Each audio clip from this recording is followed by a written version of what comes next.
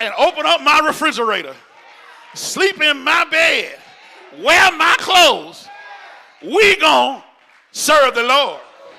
He said that go for everybody. That ain't good English. But everybody. He says even the dog gonna serve the Lord. The cat gonna know the Lord.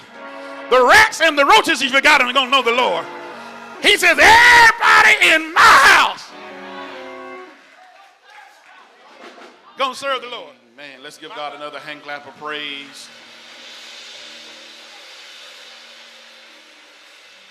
I want to thank all of you for journeying with us through the summer, through the journey of the Psalms. I pray again that it was a blessing to your life, a blessing to your spiritual journey, because the Psalm speaks to us at every season of our lives. Today I call your attention to the book of Joshua. Familiar passage of scripture. I want to lift verse 15 into your hearing. When you find it, say so by the sound of all aboard. Need more time, hold the ship, and may we stand in reverence of God's holy and righteous words. I just want to read this one clause. Choose this day whom you will serve, and you may be seated. I want to talk today from this thought, family business. Family business. This title came to me yesterday as I was sitting at my own family reunion, looking around and trying to find out who was the DJ that would go from gospel to R&B to rap. Trying to understand why they didn't have a consistency there. Family business.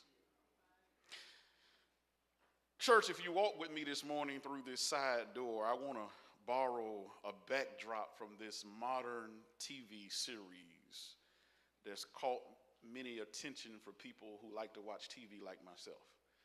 It's called Carl Weber's Family Business. Let me start with a disclaimer right here. I ain't giving you pastoral green light to binge watch, but in your spare time.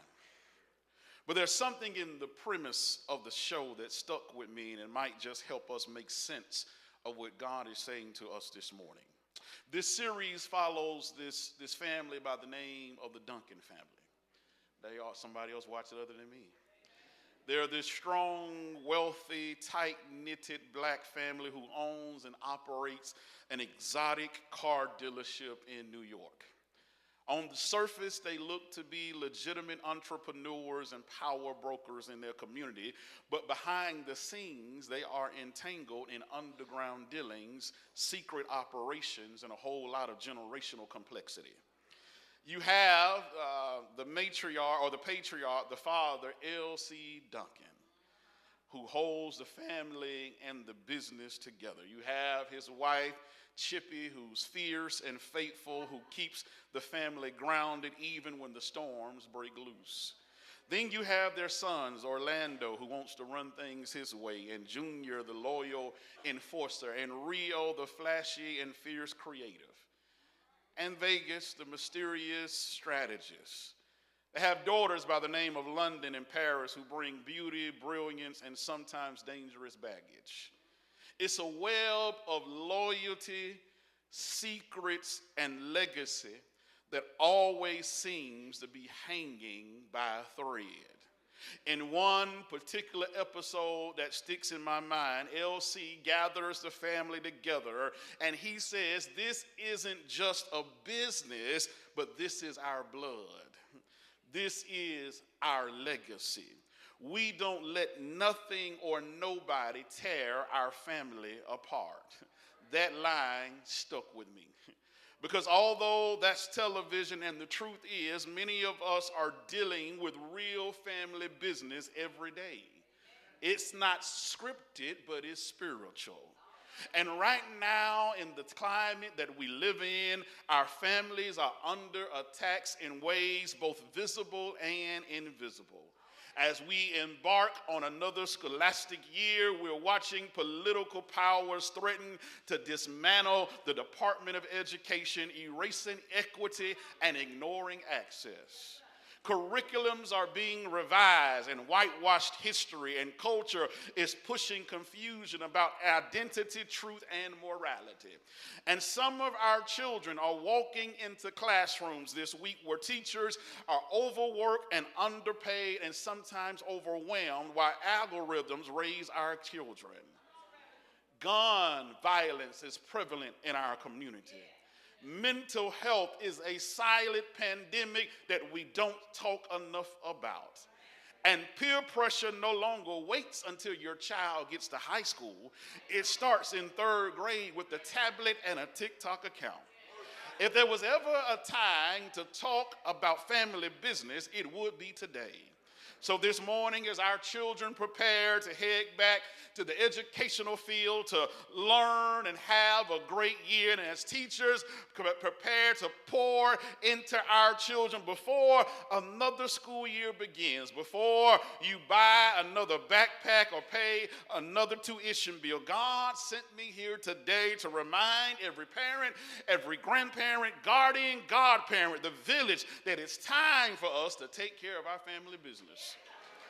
And right here in the word today, we find this brother by the name of Joshua, this old warrior, a seasoned leader, a faithful father who's standing before the people of Israel as they settle into the land that God had promised them. They've come through battles, they've come through breakthroughs, and yet before Joshua departs the scene, he doesn't talk about military might or economic growth. Instead, he talks about, who do you serve? He calls this family meeting, beloved, in this place called Shechem.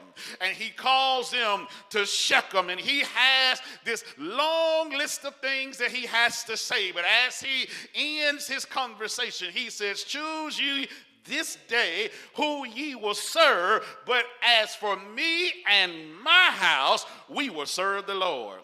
I tell your neighbor, as for me and my house, we will serve the Lord. He calls them, these tribesmen, these kinsmen, these family structure, these connections makes us who we are in relationship. God has never called any of us to be outside of relationship with one another. God intended for us to be in relationship with each other, and you would die a horrible death if you never had relationship with anybody. Even loners need somebody every now and then. God created us to live in relationship, but also in family language. We use words like this in the church, brother so-and-so and sister so-and-so. Why? Because we are family. And so we're going to look here today at Joshua. At this point, he's no longer just the successor to Moses, but he has led the people enough now to be the man of the house. He's the leader of Israel. He's the one who gives them godly and soundly leadership. And he expects them to align themselves with God's will and way for their lives. Listen to how Joshua gathers them in this place called Shechem. He expects them to listen because they have some family issues. They have some family dysfunction. They didn't just start with them, but their dysfunction and their issues was predicated or preceded them from earlier generations. They had generational dysfunction. They had generational brokenness. They had generational challenges. And now he's had to work out through these generational problems that has affected the people of God, children of Israel, the apple of God's eye, the people of God, his chosen people. Dysfunction in the midst of these people, and part of their dysfunction did not start with them, but it goes back to their foreparents. Because their foreparents chose to serve other gods. Joshua found that to be offensive to the God of their salvation. God had been too good to them. God had made too many ways. God had opened too many doors. And Joshua wanted the people to know that you need to be rightly aligned with God's will for your life. And so the first thing that this text teaches us is that Joshua says, if you're going to handle family business, number one, you got to disavow false deities. He says, get rid of these false gods. Don't commit yourselves to these false gods. It's all throughout the book of Joshua. God says to them in chapter 24, verse 2, Joshua begins to quote God. And when he does, he says he has given them from the conviction from their forefathers to not to follow other gods, but to follow the living true God, Yahweh, the covenant-keeping God.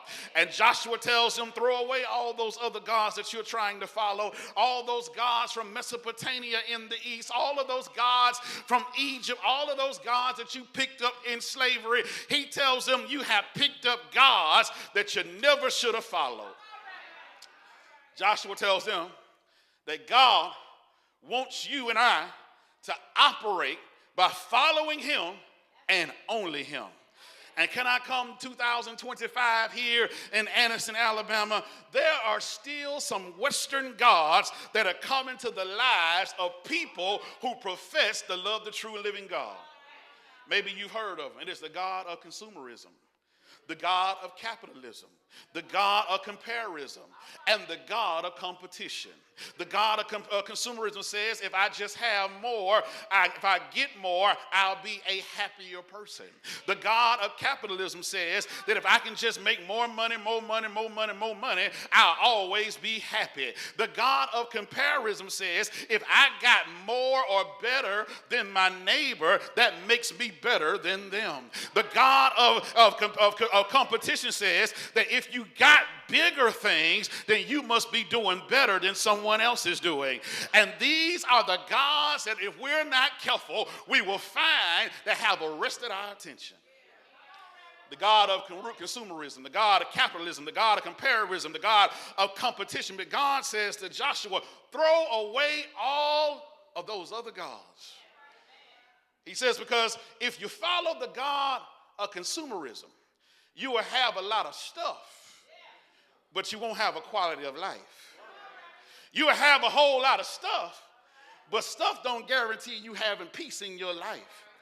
In the words of my mentor, G.E. Robinson, you will never know when you had enough if you never know. Come here real quick, Paul. Paul says you got to learn how to be content.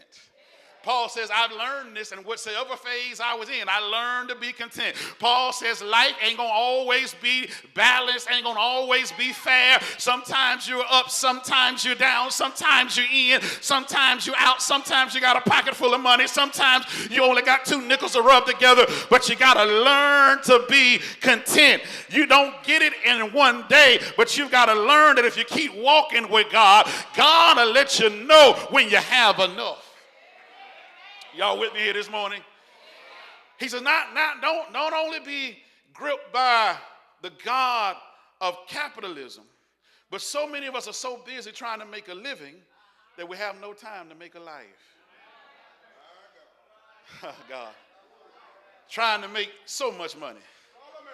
You can't spend it all. More money, yes, you have more money, but if all you're doing in life is waking up in the morning just to go to work, just to make money, and going to sleep and doing it over and over, you are outside the will of God. You're not living in the alignment of God's will for your life. Because the last time I checked, he says, yes, man who doesn't work won't eat. He says, but God says he also shall supply all of your needs according to his riches in glory. And if money becomes your God, you're going to always be 10 steps behind where God wants you to be. Come here, Jesus. Jesus says nobody can serve 2 masters.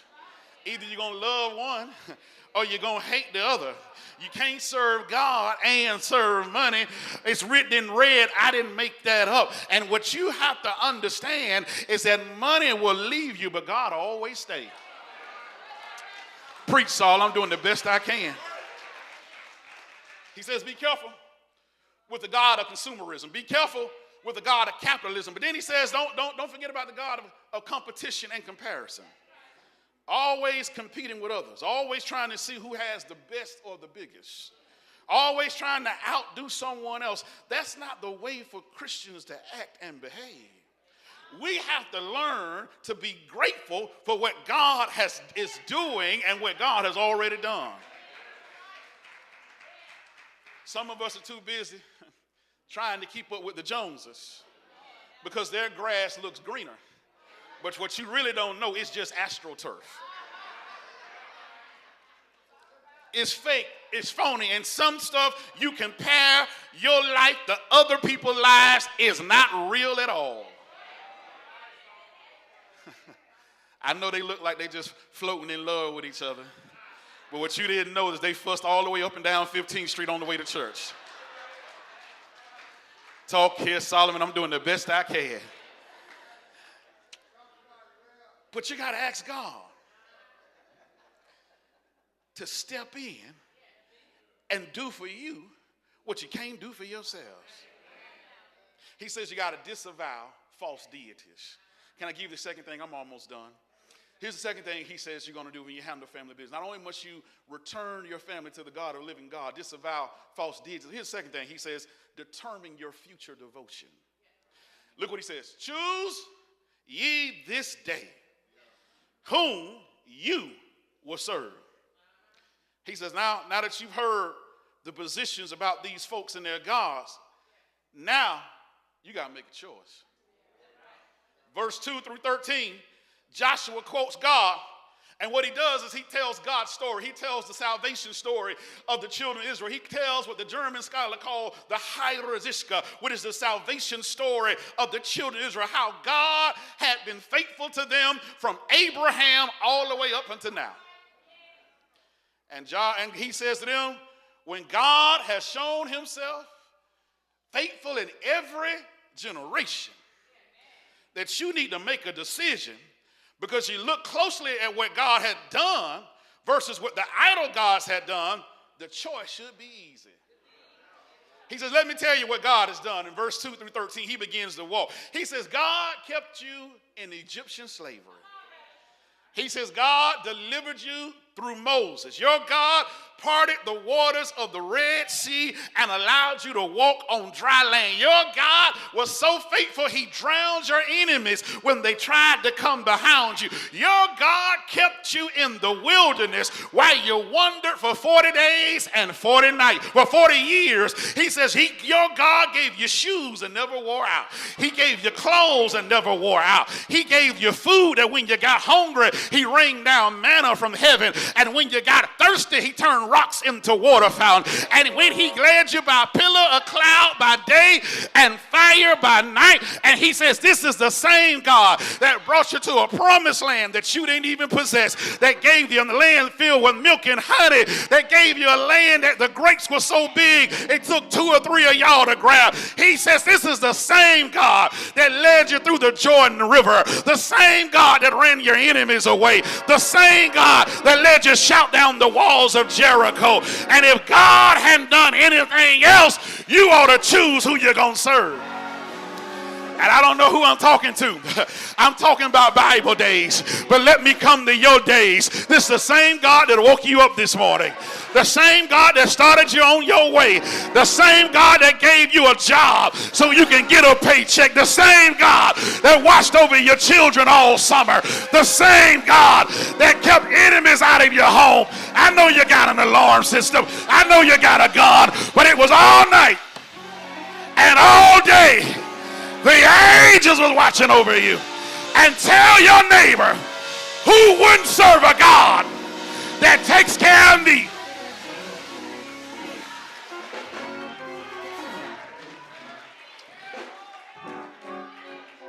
He says, so choose.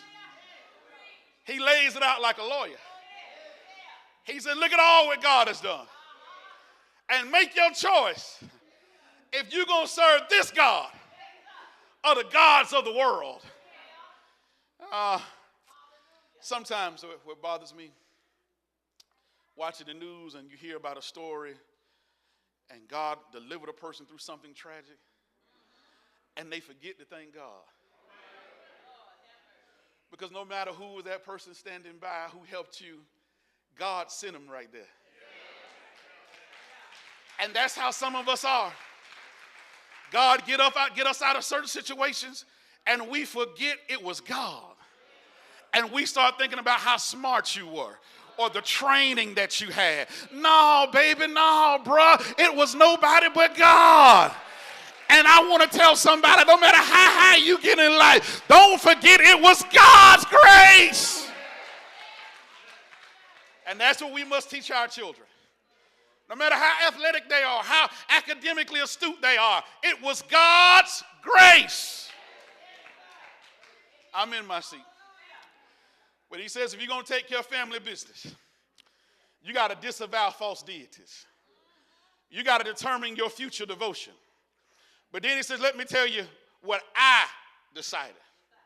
He said, I'm going to lay the case out for y'all. And like a seasoned saint, because you know when seasoned saints get a certain age, they don't care what they say. I can't wait to get a little bit older. So I can just start telling some people what and blame it on the fact I'm old. You know I'm old.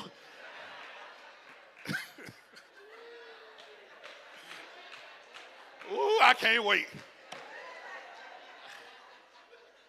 I grew up around old folks. I got a whole lot of stored in the memory there. He lays it out for them. And here's what he said. He says, now this is the case. I can't speak for y'all. But everybody at 241415 Joshua Street. He says, as for me and my house, we will. Y'all, sometimes you ought to shout from reading the Bible. The text teaches us if you're going to handle family business, you got to disavow false deities. You got to determine your future devotion. But then it tells us, declare your family's decision. What Joshua does, he begins with this single individual declaration, and then he makes it a corporate declaration. This is for everybody else. He says, listen, for everybody that I buy food for,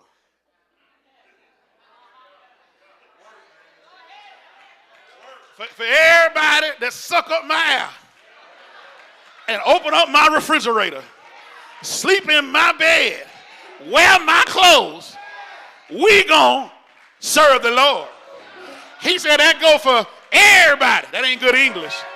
But everybody. He says even the dog gonna serve the Lord. The cat gonna know the Lord. The rats and the roaches, if you got them, are gonna know the Lord. He says, everybody in my house gonna serve the Lord. I wish y'all could have met my dad. My dad is a blessed memory in the arms of God. Now, he was served in the United States Marine Corps, so we grew up in boot camp.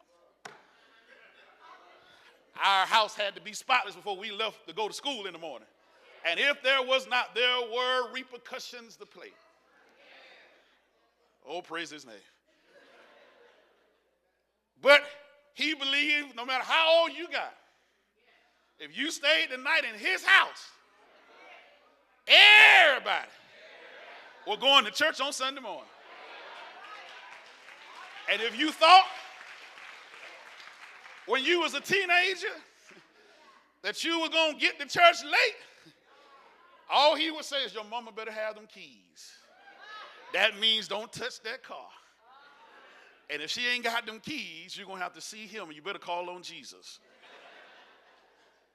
But Joshua says, everybody in here, in my house, going to serve the Lord. And this is even, I know somebody said, well, I'm single. Well, he says, even for the single folk, if he or she can't serve the Lord, you might need to find a new friend. Help me here, Robin. Think no blurred lines, no blurred lines. He says, I have decided for me and my clan that we are going to serve the Lord Joshua says, my house. And he says this word, serve. It has two connotations here. The first one means that I will work for him. I will work for him wherever and whatever he tells me to do. I will work for him all the days of my life. But serving also means worship. I'm in my seat. Because I just need a few people. I don't need everybody that'll be willing to help me lift Jesus. Are there any worshipers in Greater Thankful today that can say, I know what God has done? And if I can get 2 or 3 brothers, and if I can get 2 or 3 sisters that'll help me lift Jesus, I need somebody that'll help me lift Jesus, that'll lift Jesus when you're down and when you're out, that'll lift Jesus when you're rich or broke, that'll lift Jesus when you're sick or sad. They used to sing a song that say, I've decided to follow Jesus. No turning back. If no one joins me, still I will follow. The world behind me and the cross before me, I decided to follow Jesus. And is there anybody here that can help me preach to your neighbor and shake your neighbor's hand and say, I serve Jesus? Because nobody can fix it like Jesus. Nobody can turn it around like Jesus. Nobody can heal like Jesus. Nobody can open doors like Jesus. Nobody can make ways like Jesus. Nobody can watch children like Jesus. Nobody can put a fence all around the school like Jesus. Nobody can bless the teachers like Jesus. Nobody can watch over the staff like Jesus. Is there anybody here that'll give God praise and say thank you?